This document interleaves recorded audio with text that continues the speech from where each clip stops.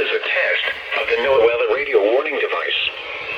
During potentially dangerous weather situations, Bruh! field receivers are Really? automatically activated to warn of the impending hazard. Why? Tests of these receivers normally are conducted by the National Weather Service every Wednesday between 11 a.m. and noon. When there is a threat of or existing severe weather in the area on Wednesday, the test is postponed until the next good weather day. Here is the forecast for the following area.